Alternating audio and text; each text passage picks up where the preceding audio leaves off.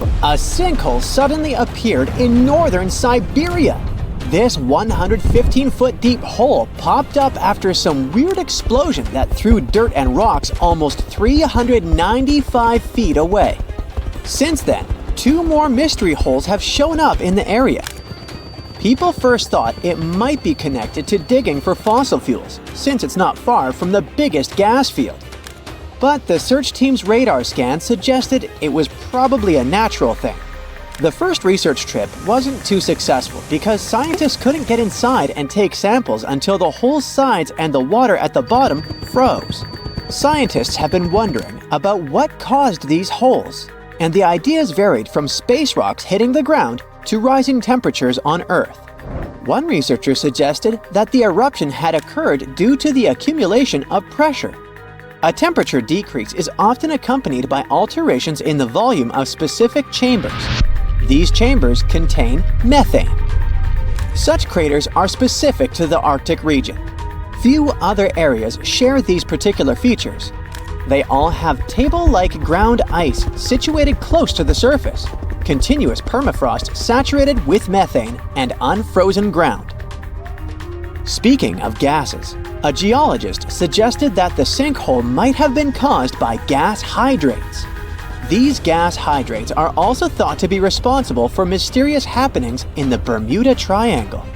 The Yamal Peninsula, similar to the Bermuda Triangle, has been a place known for unexplained events. Here, residents even claim to have seen the abominable snowman. Sinkholes can pop up out of nowhere. Some are massive enough to gobble up whole buildings. They happen when rock under the ground, like limestone, starts getting dissolved by the water it contains. As the rock melts away, these big holes, or caverns, start forming. When these caverns become too much for the land above to handle, bam! The surface caves in. Ice is melting like crazy. The Arctic is warming up way faster than the rest of the world, so ice sheets and glaciers are shrinking. As these chunks of ice melt, they pour fresh water into the oceans, raising sea levels and making Earth's crust sink. During the last ice age, those massive ice sheets pushed down on Earth's crust, making it bend and sink. When the ice started melting, the crust began to bounce back. But now, the ice is melting too fast for the crust to keep up. This sinking situation creates a dangerous loop. As land goes down, more seawater creeps in, causing more erosion and flooding. What about other parts of the world, such as China? It hosts the deepest and largest sinkhole on the planet. This sinkhole is 2,165 feet deep and holds a crazy amount of space, 130 million cubic meters to be exact. They call it the Heavenly Pit, and it's not just big. It has its own mini ecosystem. 1,285 different plant and animal species can be found there. There's an ancient forest and a thick jungle of plants in there. This formation is a double-nested sinkhole with 2 craters connected by a sloping edge. When it rains, a waterfall shows up at the mouth. It feeds an underground river and cave network. When you look down from space, you'll see these deep, dark marks on the green landscape, like a footprint. Some suggested that these formations could have been left by a meteorite smashing into Earth. Others said it had taken about 128,000 years for water to carve them out. It could have snuck into underground rivers and worn away the limestone rock. It turns out, locals have known about this place for ages, but the rest of the world only caught wind of it in 1994. British explorers tried to map out its underground cave system, but it's like a maze down there. After 5 tries in a 10-year span, the team couldn't handle the rushing river and had to throw in the towel. So, this deep, mysterious underworld remains one of China's biggest geological puzzles. The next one is Crveno Jezero in Croatia. This is a huge, mysterious pit. It's not like a regular lake. It's basically a giant hole that formed when the ground collapsed into what was once a massive cave. The walls are super steep and have this reddish tint because of iron in the soil, which makes it look pretty wild. Inside, there's a deep blue lake that's incredibly clear, but also super cold. What's really cool is that it houses a unique species of fish that's only found there. Plus, the water level goes up and down because of an underground stream. It's a bit of an adventure to explore the lake because it's surrounded by sheer cliffs that can drop rocks without warning. Let's shift our gaze to Venezuela's Cima Humboldt. This is a colossal sinkhole hanging out in a flat-topped mountain. This beast of a hole plunges down 1,030 feet. You can find an entire forest at its base. It's home to many plants and animals that only live there, like a unique frog called Stephania rei. In 1974, people went on an exciting trip there for the first time, and they had to cut down trees so that helicopters could come and pick them up, kind of like something you'd see in an Indiana Jones movie. The second largest blue hole on the planet, known as Tamya, which translates to deep water in Mayan, is in Mexico, and that's where we're going. This underwater marvel was uncovered off the shores of Mexico's Yucatan Peninsula in 2021. But the deets about this sinkhole have just surfaced recently. It's 900 feet deep, with the sides so steep they're almost 80 degrees. The entrance to this cavern is about 15 feet below sea level. Blue holes like Tamya are these natural wonders formed during the ice ages. When the sea level was way lower, rain and other natural elements eroded limestone, creating these deep, vertical shafts. Then, as the oceans filled back up, these holes got submerged, turning into the mysterious blue holes we see today. They're called blue because the deep parts are darker than the shallower waters around them, making them look striking from above. Despite being low in oxygen, which usually makes it tough for sea life to thrive, blue holes are bustling with unique forms of life, especially bacteria.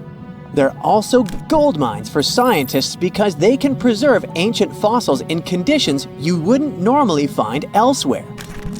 The team that discovered Tamya used scuba gear, sonar equipment, and water sample testing to map out the blue hole and study its water chemistry. They found that it was not just deep, but also massive, covering a surface area of 147,357 square feet at its widest point. This discovery was made partly thanks to local fishers who had been whispering about its existence. Now, scientists are diving deep into its secrets, hoping to learn more about the unique ecosystems that blue holes can host, and how they might give us clues about handling climate change and preserving marine life. Another spot is Dean's Blue Hole. This one is just off Long Island in the Bahamas. This underwater wonder goes deep, reaching 663 feet. The massive blue hole is surrounded by rocks, a lagoon, and a pristine white beach. Dean's Blue Hole isn't just a pretty sight, it's a hotspot for freediving enthusiasts. People come from all over the world to take the plunge into its crystal clear depths. There are multiple passages branching off from the main blue hole, leading into intricate cave systems and mysterious underwater rooms. It stands out also because it's the second deepest blue hole in the world, falling just behind the Dragon Hole in the South China Sea. This place is a big deal in the scuba diving world, especially since a swimmer set a world record here by diving 331 feet deep on a single breath, without any fins. It seems the Arctic is literally exploding. Over time, huge craters began to appear, and what was once a near-perfect landscape is now filled with dark, ice-covered chasms. Now, you might think this is a treat for scientists, but the reality may be scarier than we imagine. The problem is that the phenomenon became a big mystery even for them, and no one found answers for a long time. The first crater was about 164 feet deep, and it was in 2014 that a helicopter pilot flying over the Arctic permafrost discovered it. But here's the wild part. While experts were still debating how it had appeared, other craters emerged in the same area, and they didn't stop. Over the next 10 years, these mysterious holes just kept popping up in the ground. Researchers raised a series of hypotheses, such as the idea that meteors hit the site, or even the possibility of extraterrestrial activity, to justify the sudden appearance of the holes. However, after digging a little deeper, they found elevated levels of methane gas in the air around the craters. Here's how it works. The Arctic's interior soil is rich in this gas, which builds up over time, gradually forming small mounds on the surface. When the pressure of the methane gets too much for the ground above, there's a huge explosion. The mound splits open, creating a massive hole and releasing all that trapped gas. Mystery solved. Or is this just the beginning?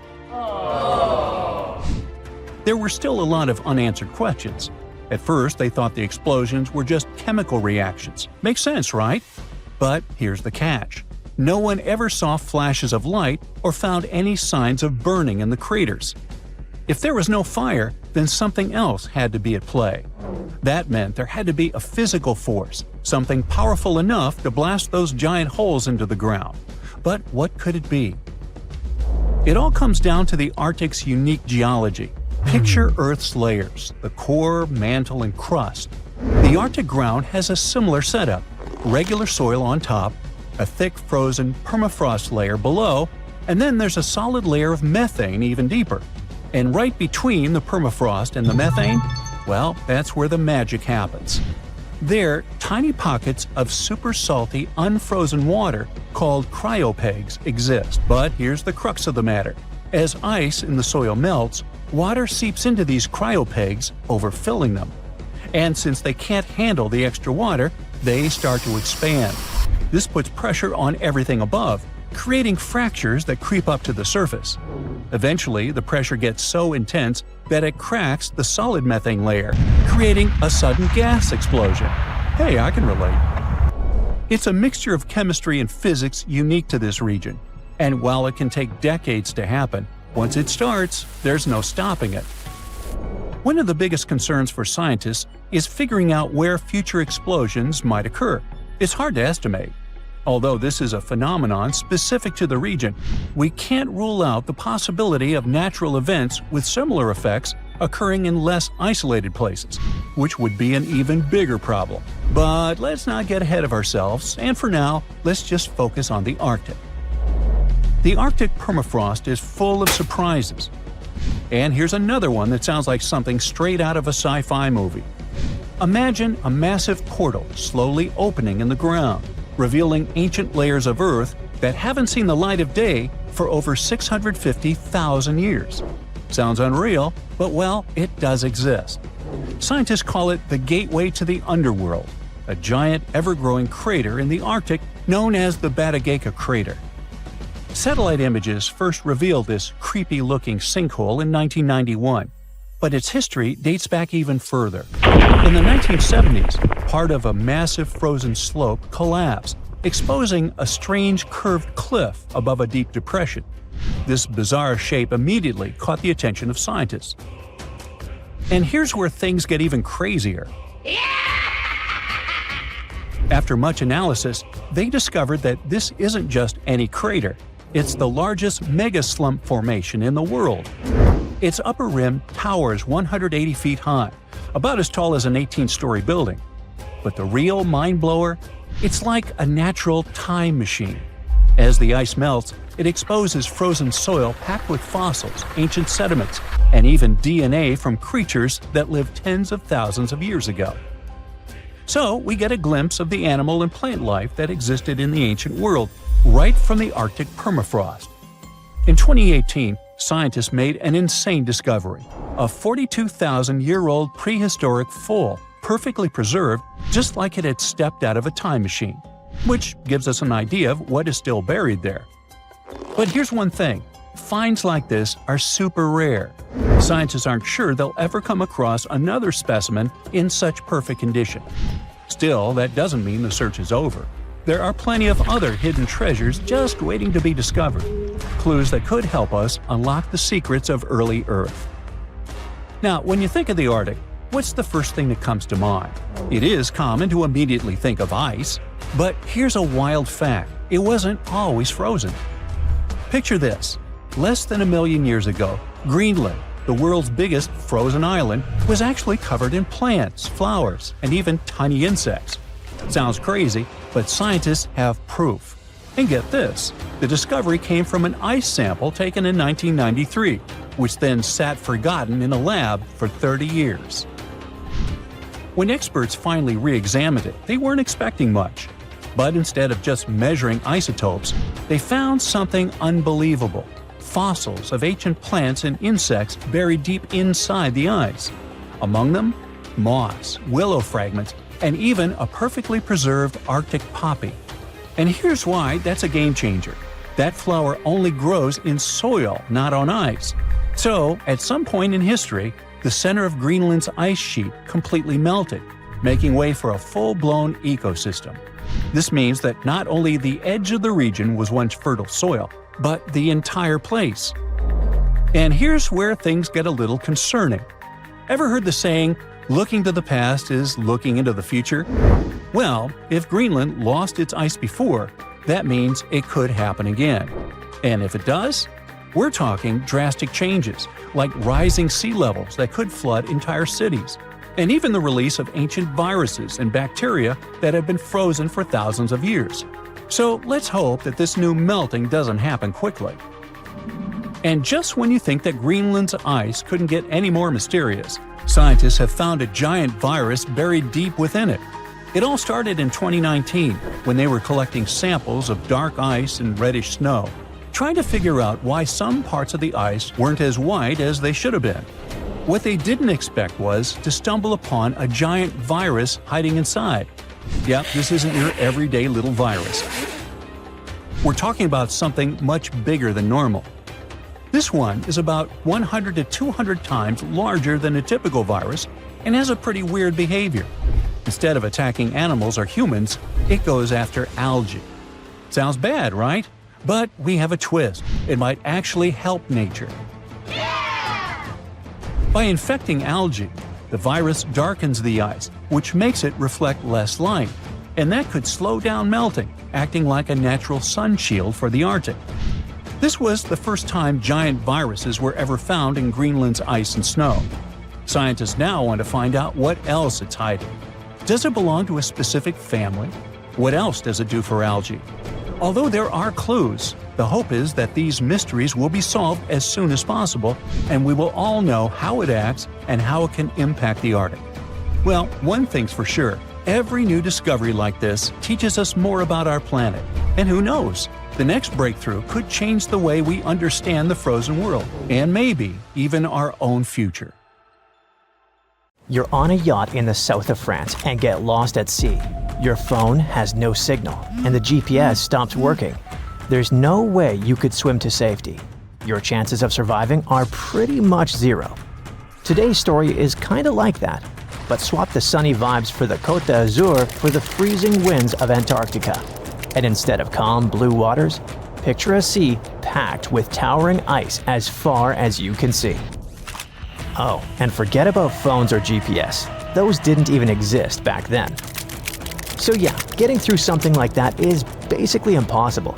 But for the crew aboard the Endurance, this wasn't just some what-if scenario. It was real life. And yet, they survived by leaving their ship behind. Fast forward more than 100 years, and scientists finally found their vessel deep in the ocean. Now, new 3D images are helping us bring one of the greatest real-life survival stories to life. Alright, from the top. Back in 1914, the Anglo-Irish explorer Ernest Shackleton pulled together 26 men for the boldest adventure of their lives, to cross Antarctica. We're talking about the toughest places on Earth, a frozen wasteland with brutal winds, long dark nights, and freezing temperatures that can drop below minus 76 degrees Fahrenheit. But for the crew of the Endurance, getting there just sounded like a good time. So, on August 8, 1914, they set sail on their maiden voyage. And by October of that same year, they made it to South Georgia Island. From there, they'd finally head toward their main goal, the Weddell Sea, on the coast of Antarctica. This place is known for its brutal winds, thick sea ice, and freezing waters. Yep, not exactly the coziest place to be. Only 2 days after they left South Georgia, the Endurance ran into a bunch of thick ice, and they started moving super slowly. Thick slabs of ice locked around the ship like a slow, silent trap. At first, the crew waited. Maybe the ice would break up. Maybe the ship could push through. But days passed, then weeks, then months. The ship was stuck, completely wedged into the frozen sea, unable to move. It was February. A small patch of open water suddenly appeared a little way ahead of the Endurance. There was hope, but getting there wouldn't be easy. The ship was still surrounded by solid ice, completely blocking the way. Some of it was nearly 18 feet thick. The crew worked hard all day, cutting a narrow channel through the ice. The next day, they tried again. They even used ropes to pull away huge chunks of ice, each one weighing around 20 tons. But the space they cleared was too small for the ship to build up enough speed. And to make matters worse, the ice was already starting to freeze over again. At some point, the captain decided they needed to stop. More months went by, and the ship was totally trapped. They even saw some cracks in the ice here and there, but nothing could actually help them. And then, things got worse. The pressure from the ice wasn't just holding the ship anymore, it was crushing it. You could hear the timbers groan and the hull creak. Bit by bit, the ship started to break apart. Then in October, a year later, Shackleton had made the call. Abandon ship. And he was right, because in November, the Endurance gave in to the pressure. The front masts collapsed as the bow was crushed. A few days later, the stern was lifted out of the ice, and then the whole wreck dropped into the ocean. And just like that, the Endurance was gone, buried beneath the ice. Okay, but what happened to the crew? The men grabbed whatever they could and set up camp right on the ice, stranded in a world of nothing but white in every direction. No radio, no help coming, and no way to know how long the ice would hold. For months they drifted with the frozen sea, camping on moving slabs of ice, always alert. Eventually, they climbed into small wooden lifeboats and started rowing through freezing waters, dodging towering icebergs, battling waves that soaked them to the bone. It was exhausting, freezing, terrifying, but they kept going. Finally, they landed on an isolated rocky stretch of land called Elephant Island. Their first solid ground in over a year, but it was uninhabited and offered no real chance of rescue. So Shackleton picked 5 men, loaded up the strongest lifeboat, and set across 800 miles of open ocean to try and get help. The journey took over 2 weeks, and they faced everything that could drive any man to madness. Storms, freezing spray, and waves the size of small buildings. But Shackleton kept his positivity. Losing his men wasn't an option. Thanks to his amazing leadership, they managed to reach land. They landed on South Georgia Island, but on the opposite side from where they needed to be. That meant they still had to trek for 36 hours across the island to finally reach the whaling station on the other side. Thankfully, they made it. If you were in their position, you'd probably take a hot shower and curl up in a fetal position for a couple of months. But that wasn't an option for Shackleton. He didn't rest. Instead, he immediately started working on a plan to get the 22 men who were still stuck on Elephant Island. After several failed rescue attempts, the authorities finally lent Shackleton a tugboat. That's a type of boat that moves other vessels by pushing or pulling them. When they were approaching Elephant Island on August 30th, 1916, the captain saw something. A smoke signal coming from the shore. Yep, against all odds, everyone survived. As you already know, the ship didn't make it. It completely vanished until 2022, when it was finally located on the seafloor, at a depth of roughly 10,000 feet in the Weddell Sea. It made headlines around the world, and the footage of the Endurance showed that it was beautifully preserved in icy waters. Its timbers looked brand new, and its basic structure was still intact. The wreck was covered by sponges, sea anemones, sea lilies, and starfish. It was all amazingly eerie. But how's it in such good shape? Even though it looked like any other ship of its size, It wasn't. The Endurance was built to survive tough ice conditions. Every detail was planned for maximum durability. The joints and fittings were cross-braced for strength. It was made of thick oak and Norwegian fir planks and covered in greenheart, which is a really strong wood. The bow was built to face the ice directly. Each piece of timber came from a single oak tree, shaped to match the curve of the ship. That's what helped them survive in the ice for so long. At the end of 2024, specialists did the first 3D scan of the ship. They used underwater robots to map the wreck from every angle, taking thousands of photos. These were then stitched together to create a digital twin, and now you can check it out online. Forget about getting close to the wreck though. I mean, Antarctica is still one of the most remote places on Earth, so just getting there could be a huge challenge. As the world warms and the ice in the polar south continues to melt, specialists think there will be more chances to access the wreck, but they want to keep it protected. There's even been talk about how to preserve the Endurance. One idea is getting cruise ship owners to agree not to go anywhere near the wreck.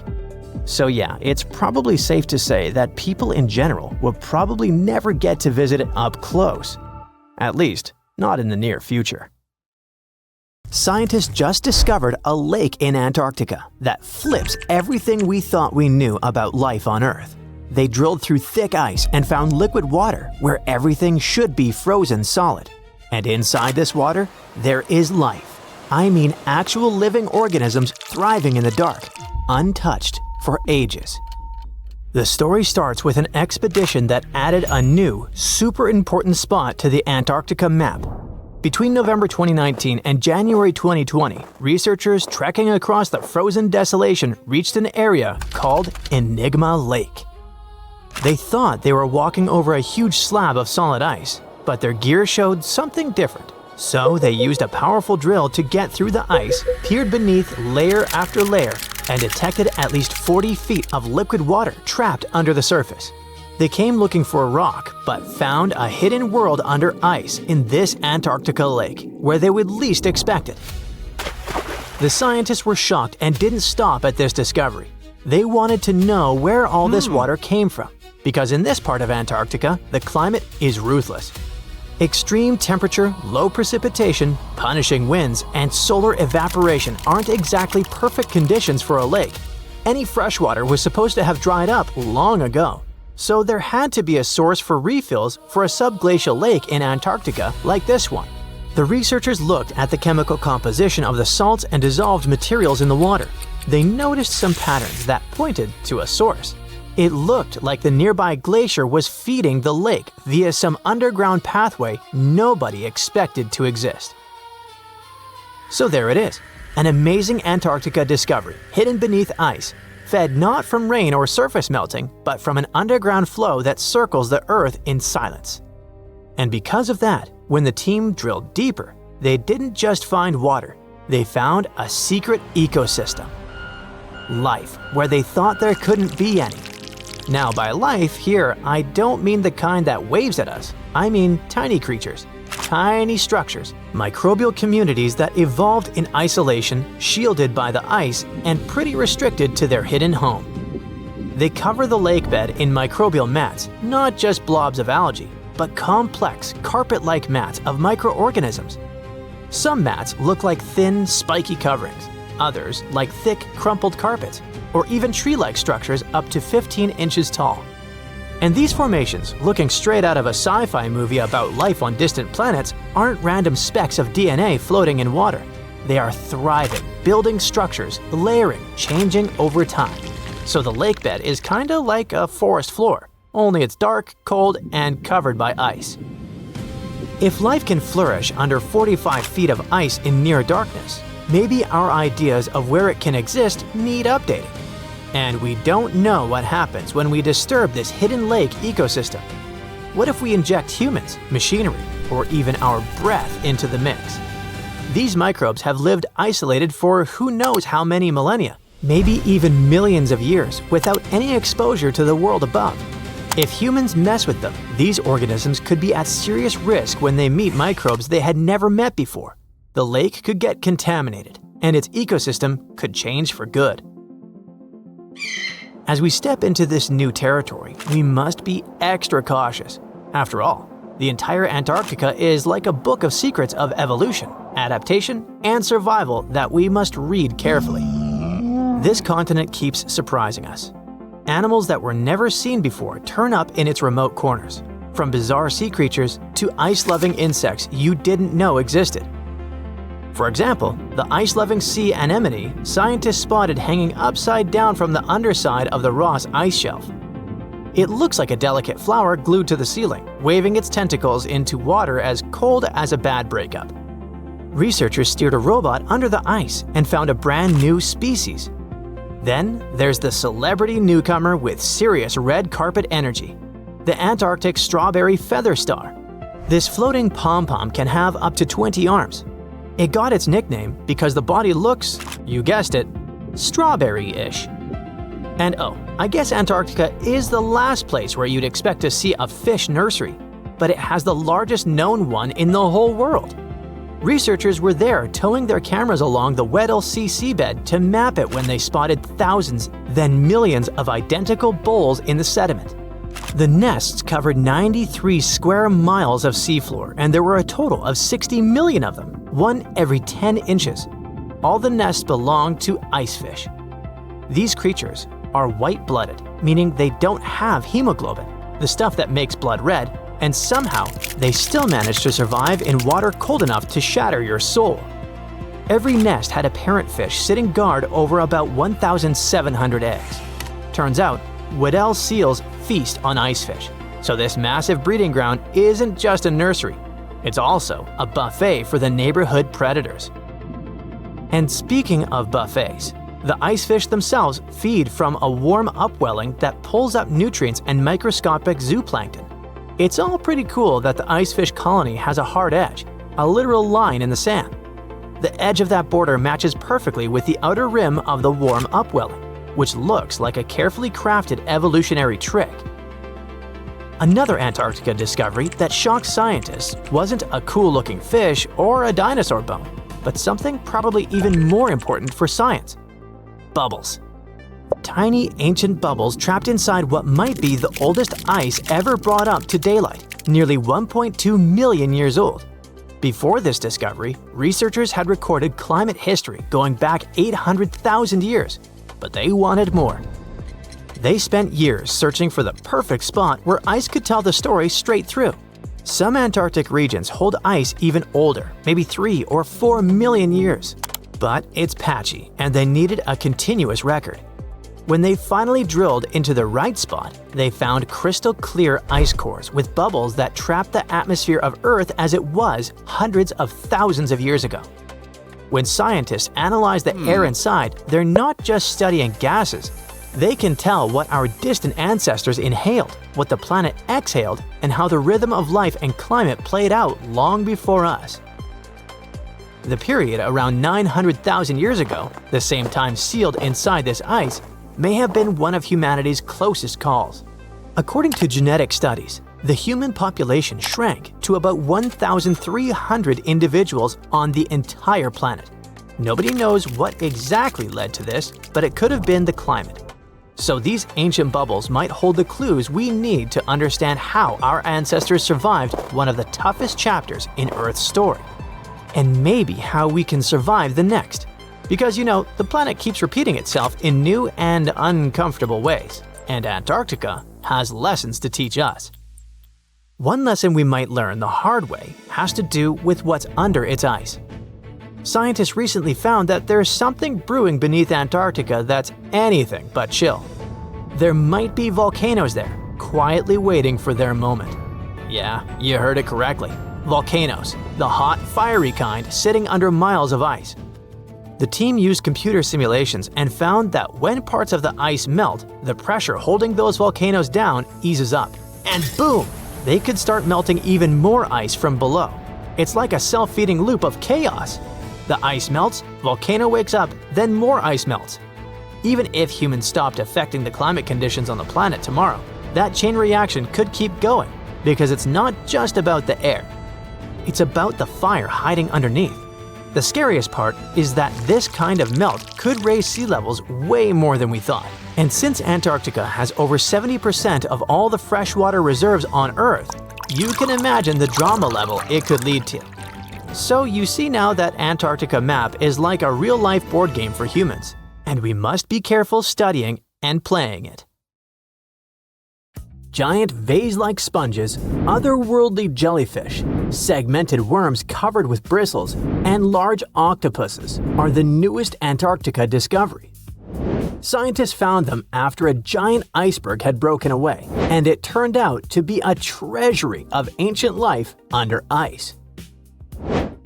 In January 2025, a huge iceberg the size of Chicago, called A84, broke off from Antarctica's George VI ice shelf, which is a large ice shelf about 280 miles long, 12 to 43 miles wide, and around 820 feet thick. In the summer, which lasts from November to late February, the ice shelf melts at the surface, and meltwater ribbon lakes form. They're elongated and ribbon-like. That's how they got their name. Anyway, when the iceberg floated away, it left part of the ocean floor wide open, and it was a spot no one had ever seen before. Scientists on the research ship Falkor 2 were nearby in the Bellingshausen Sea. As soon as they heard about the iceberg, they immediately changed their plans.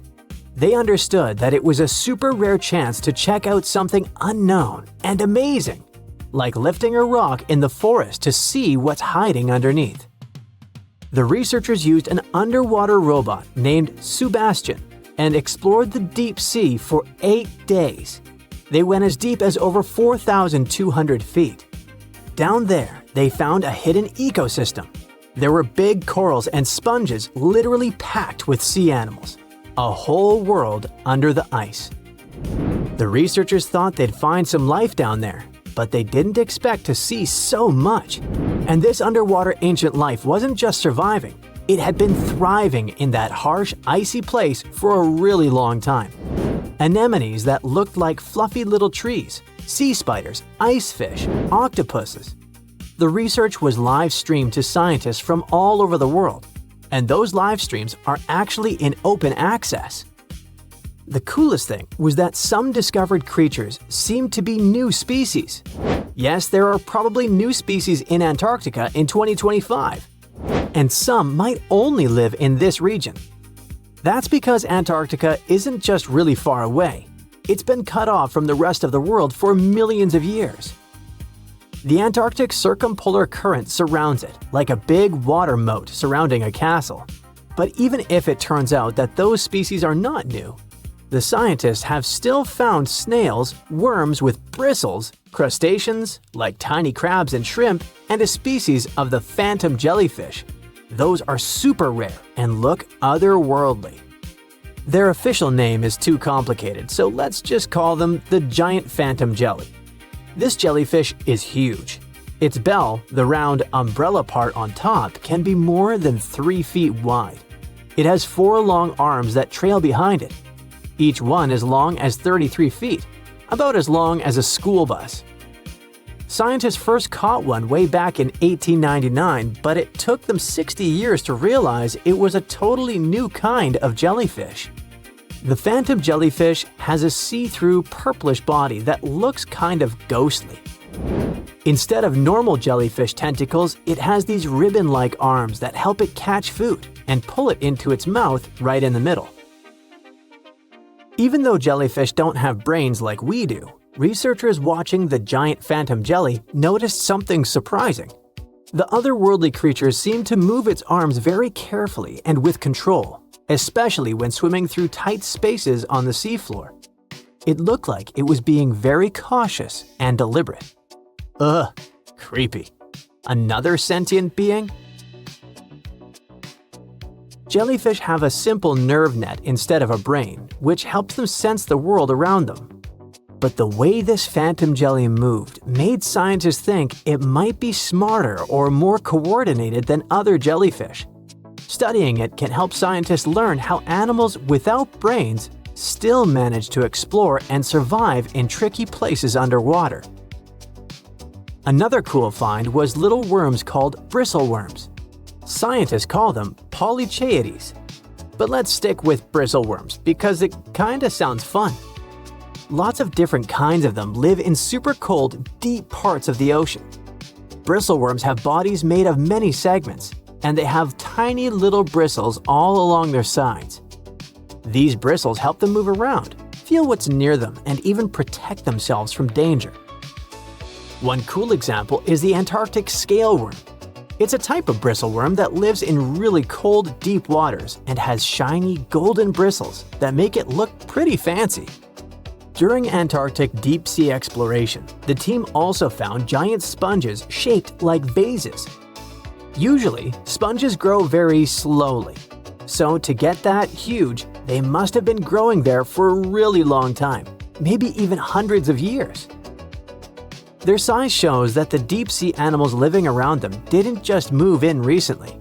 Those sea creatures have been there for decades and managed to form thriving communities under the ice. So, it really was ancient life hiding under all that ice. And that surprised scientists a lot. In older studies, people used to drop cameras through holes in the ice or visit iceberg areas long after the ice had broken off to explore hidden ecosystems. Back then, they mostly saw bare, empty seafloor with just a few living things. But this time, the team arrived just weeks after the giant iceberg broke away, and they got to see what was hiding right underneath it. The first 9 miles behind the ice shelf can hide rich and busy ecosystems. The area is dark, cold, and hidden for ages, and still, all kinds of creatures live there. This shows that life can survive in places that seem too harsh or frozen for anything to live. On the other hand, finding all this life down there isn't super surprising. Lots of animals live in dark, cold places underwater, so it makes sense that they'd be under the ice shelf too. The ice kind of hides them and keeps them safe from anything going on above. But what's weird is how many different kinds of creatures live there, even though it used to be a really closed-off space. It actually looks a lot like the seabed in parts of Antarctica that don't have ice on top. How can that be? Usually, tiny plants called phytoplankton grow near the surface where sunlight hits.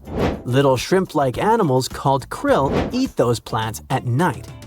When krill get full, they sink down and bring food and nutrients to the ocean floor. Even their waste helps feed the deep-sea creatures. But if there's a huge ice cap above, sunlight can't get through, so no plants can grow there and no krill bring food down that way. Scientists thought this would mean less food and fewer animals down there, but they found a lot of life anyway. Turns out, food and nutrients probably sneak in under the ice, carried by underwater currents, kind of like rivers flowing under the ocean. Scientists found some animals that lived a long time, so it looks like those currents, which mostly come from melting glacier water, bring enough food to keep the ecosystem healthy and full of life.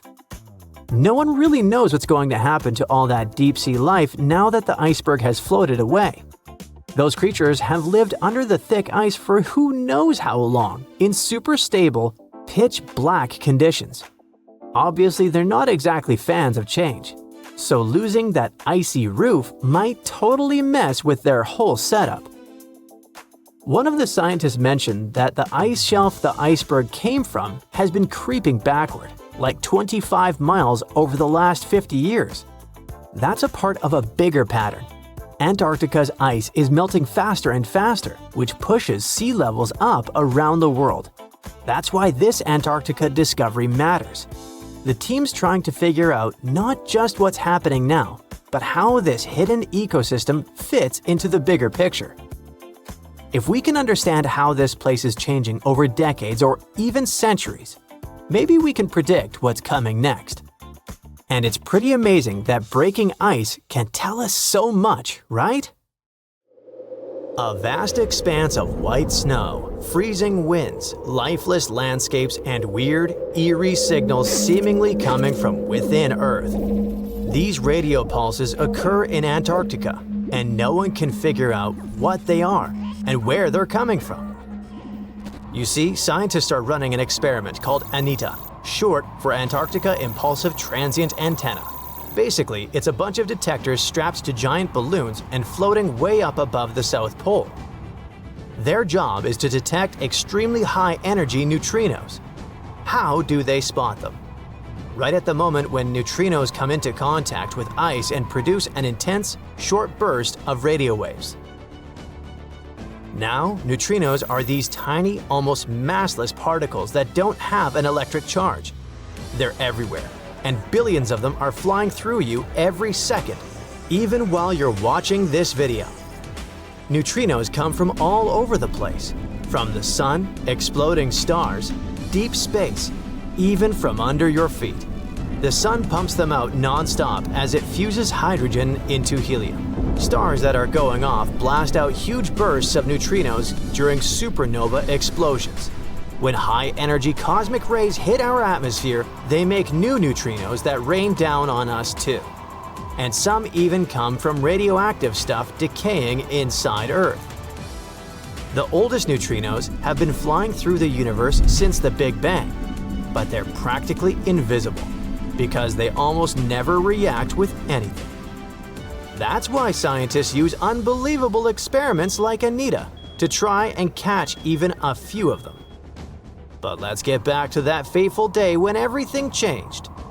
Normally, the radio signals produced by neutrinos bounce off the ice and fly upward. That's where ANITA can catch them. This is the whole point of the experiment, to study neutrinos and learn more about distant cosmic events like supernovas or whatever's happening light years away. But then something really weird happened. The detectors picked up radio waves that weren't bouncing off the ice at all. They looked like they were coming from below the horizon, from under the ice.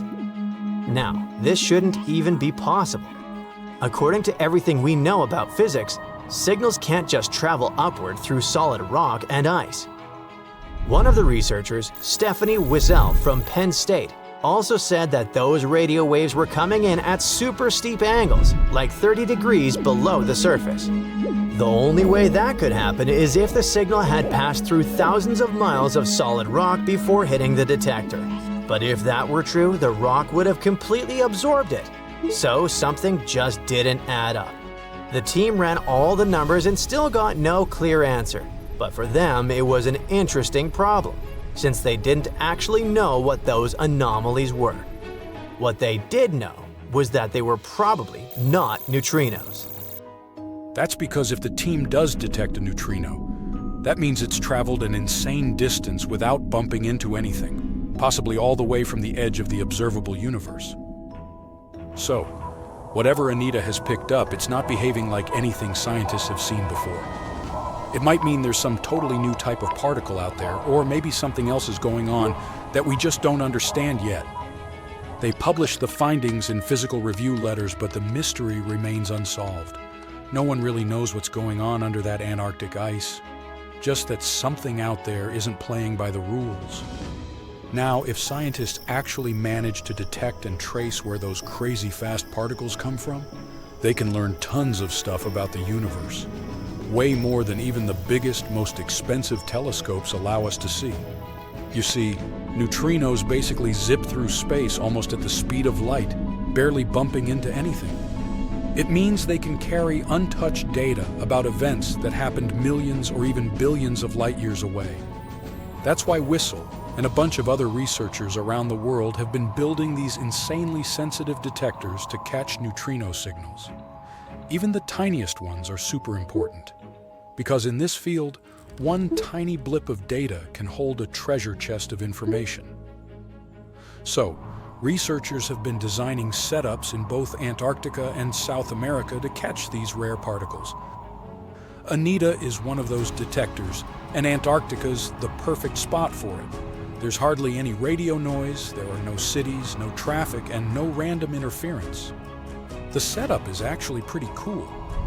They attach a cluster of radio antennas to a giant balloon, send it a few dozen miles up into the sky, and make it float over the endless stretches of white ice.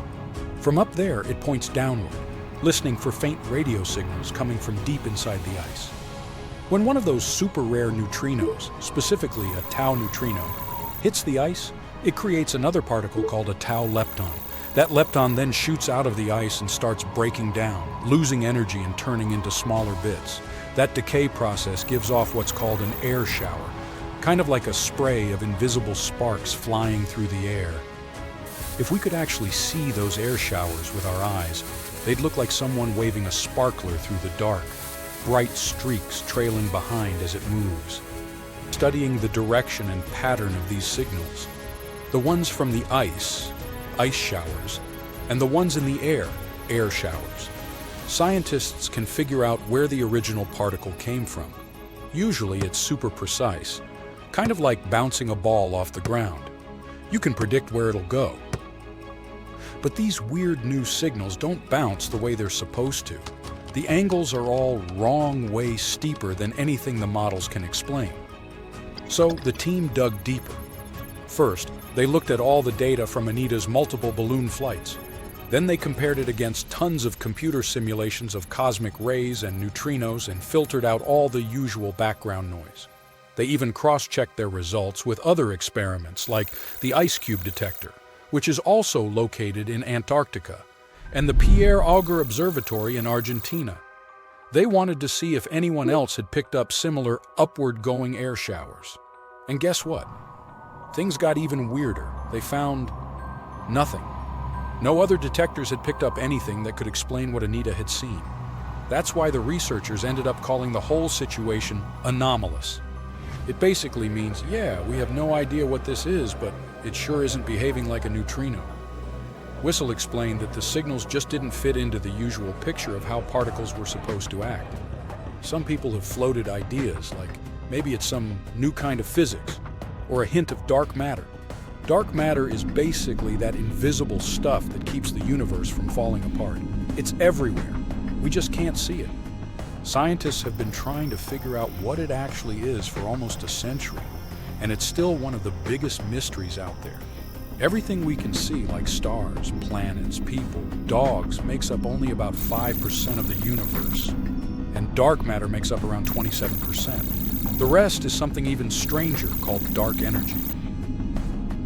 Scientists think dark matter is what gives galaxies their shape and holds everything together like cosmic glue. Without it, the universe would look totally different. It would be totally amazing to find out that this theory is true. But since IceCube and Auger haven't caught the same thing, that really limits the possibilities. Penn State has been in the neutrino detecting game for almost a decade now, building detectors and analyzing all kinds of cosmic signals. And the team is already working on their next big project, a brand new detector called Puel. It's going to be bigger, more sensitive, and way better at spotting those elusive neutrino signals. For now, this remains just one of those long-running cosmic mysteries that keep scientists awake at night. But the team is optimistic. When Pueo goes up, it'll have better sensors, which means if there really are more of these anomalies out there, this time they'll catch them. And maybe then we'll finally figure out what's behind them. Some places don't look important until the world realizes they hold the keys to the future. That's the case with Canada's Arctic. For most of history, it was just ice, snow, rocks, caribou, and even more ice. But now, it's about to become one of the most important places on Earth, and maybe make Canada a global superpower. Why? Because it's hiding minerals that power electric vehicles, satellites, and missile systems, while the demand is skyrocketing. However, it's not just mining and having resources, it's also about control. Right now, China has a massive head start because it refines over 90% of the world's rare earths. That means if you want to launch a satellite, manufacture advanced electronics, or even just keep the lights on in your fancy smart home, odds are you're relying on China. And that makes a lot of world powers very nervous. Because when everything's going electric, the last thing you need is being dependent on your geopolitical rival. So now, the global clean tech treasure hunt is officially on. The US, Europe, Japan, Australia, they're all competing. However, the latest technology and untapped potential might give Canada the upper hand. Canada's had these minerals for decades. But with low prices, tough terrain, and no global rush, they mostly stayed untouched. However, Ottawa is finally stepping up its game. Back in 2022, Canada rolled out the Critical Minerals Strategy with billions in funding and tax perks to get companies digging. There's also plans to build the necessary roads, ports, and power lines to tap into those remote deposits up north.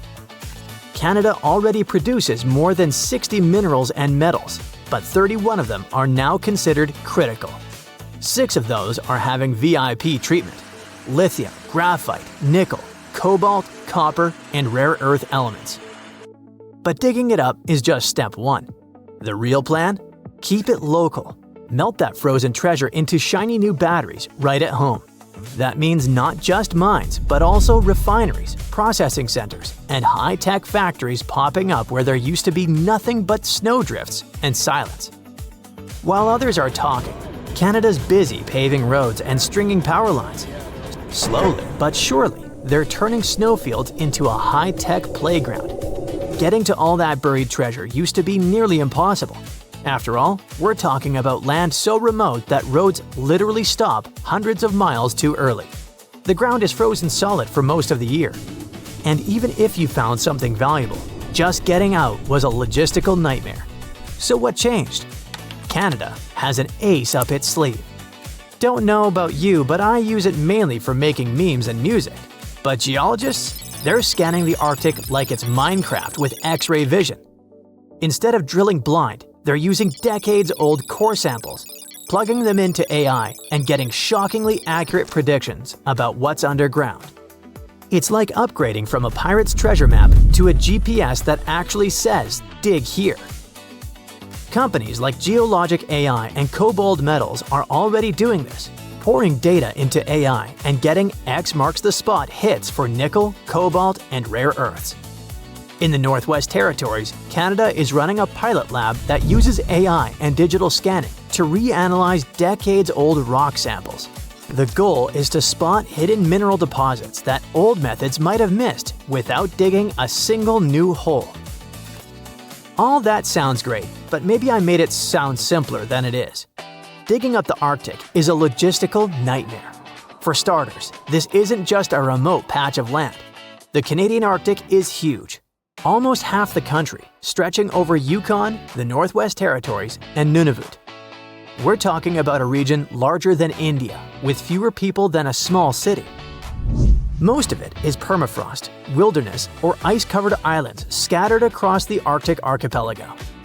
Temperatures go from barely 50 degrees Fahrenheit during summer to negative 40 degrees Fahrenheit or colder, with ground that stays frozen for most of the year. Fun fact: did you know that negative 40 degrees happens to be the same as negative 40 degrees Celsius? It's the one temperature where both scales intersect. They climb at different rates, but eventually cross paths when it gets cold enough. Just a small trivia nugget for weather nerds like me. Anyways, you can't just roll in a truck and break ground in the Arctic. Up there, roads just stop. Want to build something? It can take years, and one nasty winter can put everything on ice.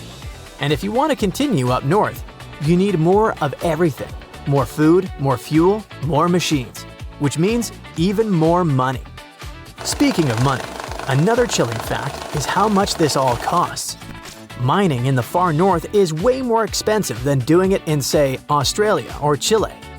An AI might tell you where the minerals are, but people and big machines still have to dig, and that costs a fortune. But that's not all. Most of the Canadian North is Indigenous land.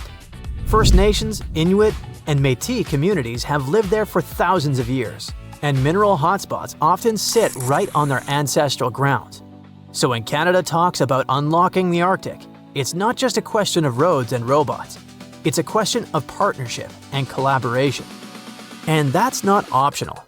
Legally, projects on Indigenous land require consultation and, in many cases, consent. The good news, some communities aren't just involved, they're leading the way. In regions like Nunavut and the Northwest Territories, Indigenous-owned corporations and world powers are already shaping how development happens on their terms. If Canada wants to pull this off, it's going to need more than tech and funding. It's going to need trust. So with all that in mind, can Canada pull this off? Honestly? With technological advancements and partnerships, it doesn't seem impossible. But Canada isn't just doing one thing right. It's doing a bunch of things at the same time. Let's recap. Hidden resources? Checked. New strategy? In place. Big funding? Approved. AI tools? Deployed. Indigenous partnerships? Underway. Infrastructure? Already breaking ground. It's a snowball turning into an avalanche. Exploration boosts investment. Investment speeds up roads. Roads unlock more deposits. More deposits attract more factories. It's a feedback loop, and if they keep feeding it, the whole Arctic operation could go from an idea to empire faster than anyone expects, giving a whole new meaning to the phrase frozen assets. But this doesn't just help Canada. It could save the US a whole lot of trouble. If all goes to plan, the US won't need to ship rare earths halfway across the planet. It can just look north, wave at the caribou, and get what it needs from its closest neighbor. That's why the US has publicly backed the effort, offering support and funding to help build a trusted North American supply chain. For Canada, this could be the moment it stops being just a supplier of raw materials and starts becoming a critical power broker in the clean tech economy. For the US, it's like discovering your neighbor has been secretly building a battery factory in their backyard, while you were building electric vehicles. And globally? Well, the abundance of resources tends to lower the prices, and that's always a good thing for us regular people. Cheaper cobalt, nickel, and lithium mean cheaper batteries, and cheaper batteries mean more affordable electric vehicles, energy storage, phones, laptops, the works. Now, don't get too excited just yet. Like we said, mining in the Arctic isn't cheap, but in theory, once Canada's clean tech engine is fully up and humming, more supply and shorter supply chains should gradually bring costs down. And it's not just about price tags, it's about stability. Right now, if one country cuts exports or gets caught in politics, everything down the line gets shaky. But with Canada stepping in as a reliable supplier, the global system might get a bit more breathing room. Manufacturers can stop sweating over single points of failure and start building with confidence. Ooh, mysterious mountain ranges hidden under thousands of tons of ice. Bizarre, transparent creatures with see-through skin, singing snow plains. Antarctica has its own terrifying secrets. And now, a mysterious ice hole the size of Switzerland that keeps popping open. And scientists have finally figured out why. This hole, called the Maud Rise Polynya, was first spotted in 1974 and 1976 in the Weddell Sea. Since then, it's been kind of playing hard to get. Sometimes it appears, sometimes it disappears for years. And when it does show up, it mysteriously changes size. For decades, researchers were trying to figure out what makes it form. Then, in 2016 and 2017, the Polynya went absolutely massive, more than 30,000 square miles. The hole stuck around for several weeks during winters. It was the first time since the 1970s that the Weddell Sea had such a huge, long-lasting Polynya. Here's the deal with Antarctic sea ice. In summer, the ice is at its smallest, around 1 million square miles. Yeah, that's considered small. By winter, it spreads to a whopping 7 million square miles, covering about 4% of Earth's surface in weird white tiles. Most of this ice grows during the weeks-long polar night on the floating ice shelves around the continent. These holes in the ice, called polynyas, usually form when strong winds from inland push the ice tiles apart. That same cold wind also freezes more seawater inside the hole, adding extra chunks to the ice sheet. But the Maud Rise Polynya isn't near the coast, where those winds normally help make holes. Out in the open ocean, holes like this are rare. Add in the fact that ice across the Southern Ocean has been shrinking. No wonder scientists are left bewildered. What exact conditions are creating this stubborn giant ice hole? To crack the mystery, the scientists dove into a mountain of data, satellites, floating sensors, even info from tagged marine animals. Plus, they had years of past observations from other researchers. And they found something unusual. In 2016 and 2017, the Weddell Sea's circular ocean current, called the Weddell Gyre, was stronger than usual. That extra punch made it easier for salty, warmer water from deep below to reach the surface. The Maud Rise Polynya sits above an underwater mountain called Maud Rise. During those big Polynya years, the stronger current caused salt to gather around this submerged peak. On the surface, the wind whipped over the ice, creating a corkscrew effect. It literally pulled that salty water up from below. The extra salt lowered the freezing point of the surface water, allowing the Maud Rise Polynya to form and stick around. Polynyas are really important for the planet. The dense salty water formed in these holes can travel huge distances, spreading across the global ocean and affecting climates everywhere. But these magnificent holes aren't the only cool and mysterious phenomena Antarctica is famous for. How about underground lakes? Or shall I say under-ice lakes? Because there are entire lakes hidden under Antarctica's thick ice. Scientists first found them back in 1970 using radar, and now they think there are around 400 lakes tucked under around 2 miles of ice in the explored areas. These lakes likely formed after Antarctica broke off from Gondwanaland, the ancient supercontinent. Surprisingly, the water in the lakes doesn't freeze because the ice above presses down too hard. Hey, it's physics, bro! The biggest of them all is Lake Vostok, discovered in the 1990s. It sits a bit more than 2 miles below the ice. Scientists have drilled down to take samples, and the water they pulled up was about 26 degrees Fahrenheit, even though the lake had been trapped under ice for over 20 million years. There's also Lake Williams. In 2014, scientists made a lit discovery there. They found a thriving colony of microorganisms nearly a mile under the ice. Those tiny creatures never saw sunlight or fresh air. Instead, they used methane and ammonium as energy to grow. Another marvel hides in plain sight in the McMurdo Dry Valley. It's a waterfall that looks like something straight out of a horror movie. Bright crimson water, like blood gushing from a wound in the ice, pours down 5 stories from Taylor Glacier into Lake Bonny. Ooh, spooky. But there's actually a scientific reason behind it. The water that feeds Blood Falls used to be part of a salty lake. Now, it's completely cut off from the atmosphere because glaciers formed on top of it. Trapped more than 1,300 feet underground, the water has become super salty, 3 times saltier than seawater, and it can't freeze. This underground water is also packed with iron and completely lacks oxygen in sunlight. When it slowly seeps through a crack in the glacier and hits the open air, the iron oxidizes, basically rusts, and turns the water that eerie dark red. With such creepy landscapes, Antarctica might look like a frozen wasteland, freezing cold, almost no rain, and winds that could knock you off your feet. The coldest Earth's temperatures ever was recorded there, minus 128.6 degrees Fahrenheit.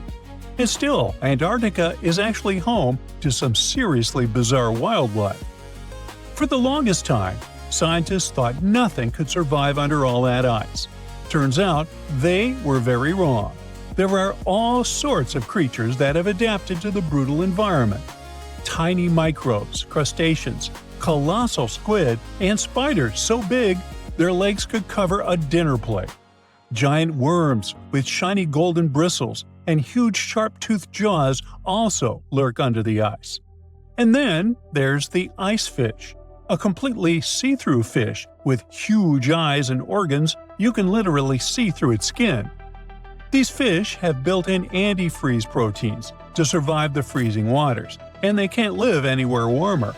Even stranger, they don't have hemoglobin, the protein that makes our blood red. In other words, they survive without the stuff that literally keeps most animals alive. But Antarctica wasn't always the frozen desert we know today. Millions of years ago, Before the Ice Age, it was actually warm, lush, and full of life, maybe even home to ancient civilizations. Hard to imagine, huh? Scientists figured this out after finding fossilized wood, tropical tree remains, and leaf impressions, all pointing to the existence of rainforests. On top of that, they've uncovered fossils of marine animals, birds, and dinosaurs from the Cretaceous period. Even tiny creatures left their mark. Fossilized beetle wings from 14 to 20 million years ago, single-cell fossils, and, astonishingly, 50-million-year-old sperm cells preserved in the egg case of an extinct worm. So now, it probably won't shock you when I tell you that beneath Antarctica's thick ice sheets, there's a massive hidden mountain range. The Gamburtsi Mountains stretch for 745 miles and rise to almost 10,000 feet, about the third the height of Mount Everest. And all this is buried under between 6,500 to 13,100 feet of ice. The mountains were discovered in 1958. Scientists noted a thin patch of ice and some weird gravity readings while crossing the continent. Even though no one has ever seen those mountains directly, researchers use radar to map their shape and gravitational and magnetic readings to study them all the way to their base.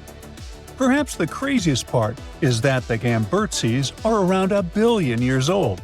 So, in theory, they should have eroded away long ago. How they're still standing is a mystery. Most scientists think a frozen mantle beneath the ice might be protecting them from erosion, keeping this ancient range intact. And finally, Antarctica has its own soundtrack. The Ross Ice Shelf, the continent's largest ice shelf, is several hundred feet thick and spreads over 193,000 square miles, roughly the size of France. And scientists have recently discovered that this massive ice slab actually sings. The eerie melody comes from wind blowing over snow dunes, which creates vibrations in the ice and a nearly continuous seismic hum. You can't hear it with your ears, but seismic sensors pick up the mournful tune. In fact, it was discovered by accident. Scientists just installed special sensors to monitor other ice behaviors. Now, even cooler, the song changes depending on what's happening on the ice. Melting, storms, and shifting snow all tweak the vibrations. Researchers are now using this haunting melody as a kind of early warning system. They listen to it in real time to track the ice shelf stability and potential collapse. Ooh, mysterious mountain ranges hidden under thousands of tons of ice. Bizarre transparent creatures with see-through skin, singing snow plains. Antarctica has its own terrifying secrets. And now, a mysterious ice hole the size of Switzerland that keeps popping open. And scientists have finally figured out why. This hole, called the Maud Rise Polynya, was first spotted in 1974 and 1976 in the Weddell Sea. Since then, it's been kind of playing hard to get. Sometimes it appears, sometimes it disappears for years. And when it does show up, it mysteriously changes size. For decades, researchers were trying to figure out what makes it form. Then, in 2016 and 2017, the Polynya went absolutely massive, more than 30,000 square miles. The hole stuck around for several weeks during winters. It was the first time since the 1970s that the Weddell Sea had such a huge, long-lasting Polynya. Here's the deal with Antarctic sea ice. In summer, the ice is at its smallest, around 1 million square miles. Yeah, that's considered small. By winter, it spreads to a whopping 7 million square miles, covering about 4% of Earth's surface in weird white tiles. Most of this ice grows during the weeks-long polar night on the floating ice shelves around the continent. These holes in the ice, called polynyas, usually form when strong winds from inland push the ice tiles apart. That same cold wind also freezes more seawater inside the hole, adding extra chunks to the ice sheet. But the Maud Rise Polynya isn't near the coast, where those winds normally help make holes. Out in the open ocean, holes like this are rare. Add in the fact that ice across the Southern Ocean has been shrinking. No wonder scientists are left bewildered. What exact conditions are creating this stubborn giant ice hole? To crack the mystery, the scientists dove into a mountain of data – satellites, floating sensors, even info from tagged marine animals. Plus, they had years of past observations from other researchers. And they found something unusual. In 2016 and 2017, the Weddell Sea's circular ocean current, called the Weddell Gyre, was stronger than usual. That extra punch made it easier for salty, warmer water from deep below to reach the surface. The Maud Rise Polynya sits above an underwater mountain called Maud Rise. During those big Polynya years, the stronger current caused salt to gather around this submerged peak. On the surface, the wind whipped over the ice, creating a corkscrew effect. It literally pulled that salty water up from below. The extra salt lowered the freezing point of the surface water, allowing the Maud Rise Polynya to form and stick around. Polynyas are really important for the planet. The dense salty water formed in these holes can travel huge distances, spreading across the global ocean and affecting climates everywhere. But these magnificent holes aren't the only cool and mysterious phenomena Antarctica is famous for. How about underground lakes? Or shall I say under ice lakes? Because there are entire lakes hidden under Antarctica's thick ice. Scientists first found them back in 1970 using radar, and now they think there are around 400 lakes tucked under around 2 miles of ice in the explored areas. These lakes likely formed after Antarctica broke off from Gondwanaland, the ancient supercontinent. Surprisingly, the water in the lakes doesn't freeze because the ice above presses down too hard. Hey, it's physics, bro! The biggest of them all is Lake Vostok, discovered in the 1990s. It sits a bit more than 2 miles below the ice. Scientists have drilled down to take samples, and the water they pulled up was about 26 degrees Fahrenheit, even though the lake had been trapped under ice for over 20 million years. There's also Lake Williams. In 2014, scientists made a lit discovery there. They found a thriving colony of microorganisms nearly a mile under the ice. Those tiny creatures never saw sunlight or fresh air. Instead, they used methane and ammonium as energy to grow. Another marvel hides in plain sight in the McMurdo Dry Valley. It's a waterfall that looks like something straight out of a horror movie. Bright crimson water, like blood gushing from a wound in the ice, pours down 5 stories from Taylor Glacier into Lake Bonny. Ooh, spooky. But there's actually a scientific reason behind it. The water that feeds Blood Falls used to be part of a salty lake. Now, it's completely cut off from the atmosphere because glaciers formed on top of it. Trapped more than 1,300 feet underground, the water has become super salty, 3 times saltier than seawater, and it can't freeze. This underground water is also packed with iron and completely lacks oxygen and sunlight. When it slowly seeps through a crack in the glacier and hits the open air, the iron oxidizes, basically rusts, and turns the water that eerie dark red.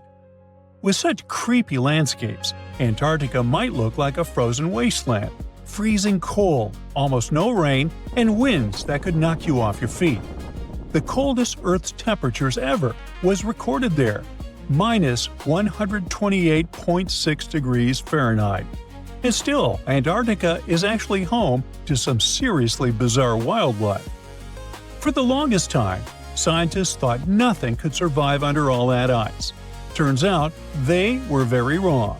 There are all sorts of creatures that have adapted to the brutal environment. Tiny microbes, crustaceans, colossal squid, and spiders so big their legs could cover a dinner plate. Giant worms with shiny golden bristles and huge sharp-toothed jaws also lurk under the ice. And then there's the ice fish, a completely see-through fish with huge eyes and organs you can literally see through its skin. These fish have built-in antifreeze proteins to survive the freezing waters, and they can't live anywhere warmer. Even stranger, they don't have hemoglobin, the protein that makes our blood red. In other words, they survive without the stuff that literally keeps most animals alive.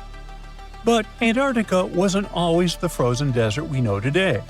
Millions of years ago, before the Ice Age, it was actually warm, lush, and full of life, maybe even home to ancient civilizations. Hard to imagine, huh? Scientists figured this out after finding fossilized wood, tropical tree remains, and leaf impressions, all pointing to the existence of rainforests. On top of that, they've uncovered fossils of marine animals, birds, and dinosaurs from the Cretaceous period. Even tiny creatures left their mark.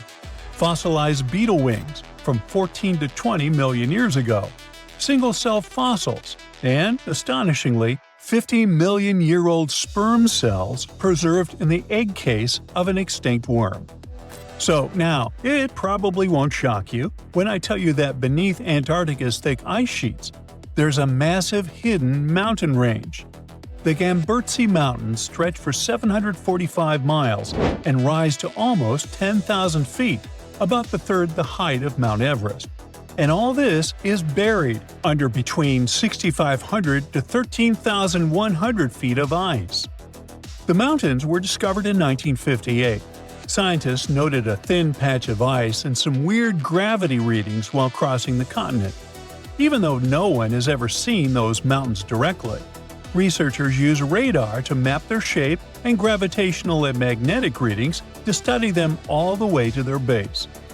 Perhaps the craziest part is that the Gamburtsis are around 1 billion years old.